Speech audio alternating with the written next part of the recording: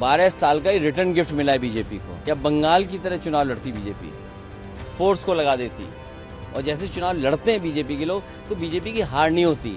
इसलिए धोखे में मत रखो आप भी, और ना हम धोखे में हैं। ये हार नहीं है, उन्होंने अपना तय किया है कि बिना बेईमानी के जनता कितना वोट देगी। पार्टी के कार्यकर्ताओं पे कुछ बाकी बचा ही नहीं है।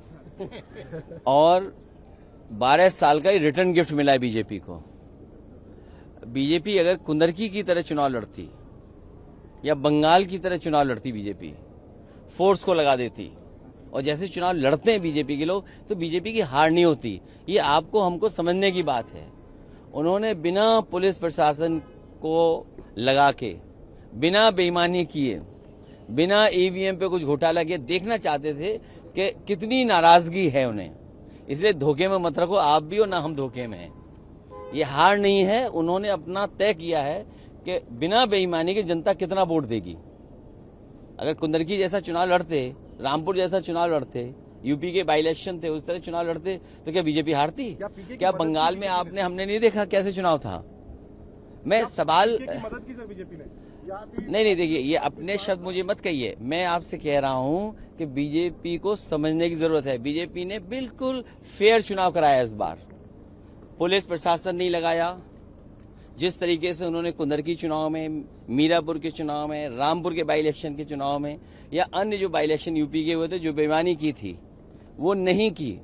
और जिस तरह बंगाल में उन्होंने फोर्स लगाया था वो फोर्स नहीं लगाया। क्या आपने फोर्स देखा? वैसे कुंदरकी जैसा फोर्स देखा आपने? तो समझ लो आप, तो वो चेक कर रहे थे कि कितनी जनता में नाराजगी है। जब आम चुनाव आएगा तो वो अपना फोर्स लगा देंगे। अरे दतिया की तो बतिया ही मत करो, बात ही मत करो आप। हमें खुशी है कि दतिया की जनता ने और समाजवादी कार्यकर्ताओं ने जिम्मेदारी से साथ दिया इंडिया गठबंधन का। नहीं, पार्टी के प्रदेश अध्यक्ष, उनसे बातचीत हुई, और हमारी पार्टी का जो भी संगठन है मध्य प्रदेश का और झांसी का, क्योंकि रिश्तेदारियां हैं आपस में, विधानसभा में इधर उधर दोनों क्षेत्रों में एक दूसरे की रिश्तेदारियां हैं, तो जो मदद और सहयोग कर सकते थे हम लोगों ने किया। यहाँ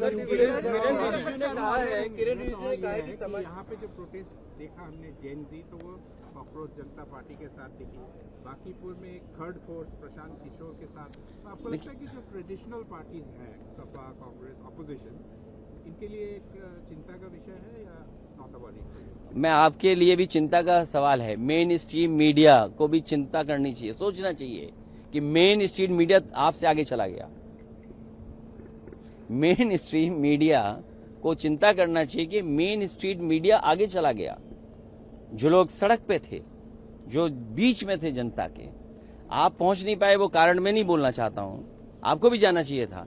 इसलिए किसी को चिंता करने की जरूरत नहीं है। बीजेपी ने बहुत फेयर इलेक्शन कराया है। अगर फेयर इलेक्शन जैसे कुंदरकी में हुआ था, बंगाल में हुआ है, या अन्य बाई इलेक्शन हुए, वो फुटेज हैं आपके पास, आर्काइव में चीजें, अगर वो आप देख लें तो आप खुद समझ जाएंगे कि बीजेपी ने अपने आप को चेक करने के लिए, और फिर सुनना तो ये मैंने है कि मिठाइयां जीत की तरफ तो बटी बटी हैं, लेकिन बीजेपी के अंदर भी मिठाई लड्डू बटे हैं। ये क्या कारण है? सदन में रिजिजू साहब ने बोला कि जो लोग राम मंदिर का विरोध करते थे, जिन्होंने गोलियां चलवाई, वो उनका कोई हक नहीं है राम मंदिर पर चर्चा करने की। ये बहुत सामान्य ज्ञान की बात है।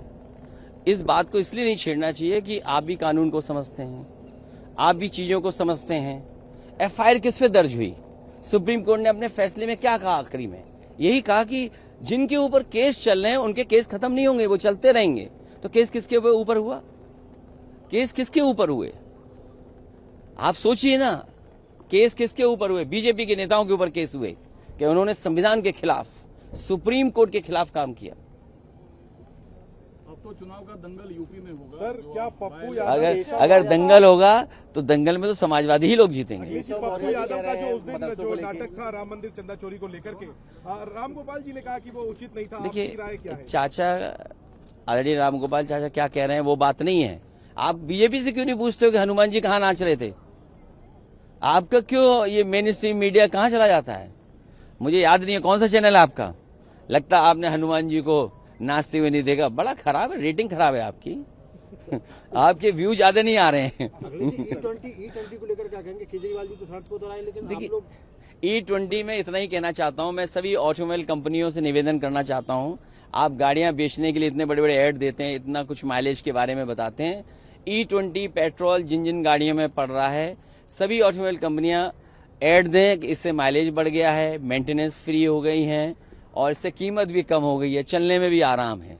तो ये ऑटोमोबाइल कंपनियां ऐड क्यों नहीं दे रही हैं? और अगर ऑटोमोबाइल कंपनियां ऐड नहीं दे रही हैं, इसका मतलब ये है कि सरकार के साथ साथ मुनाफा वो भी कमा रहे हैं, कहीं ना कहीं स्पेयर पार्ट में मुनाफा कमा रहे हैं, या किसी और तरीके से ऑटोमोबाइल कंपनी भी अंदर ही अंदर हाथ मिलाए हुए हैं। जैसे अभी हम लोगों ने दान पात्र देखा, तो दान पात्र में ताला तो ऊपर है, लेकिन दान पात्र के नीचे सुरंग है। अरे मैं कहता हूँ कुंदरकी जैसा चुनाव करा देते, फोर्स लगा देते, पुलिस को सादा वर्दी पहन के बूथ में बैठा देते, चुनाव अपने आप अच्छा हो जाता। मैं कहूंगा अनफेयर इलेक्शन कराया बीजेपी ने, फेयर इलेक्शन कराया नहीं यूपी जैसा। Okay sir.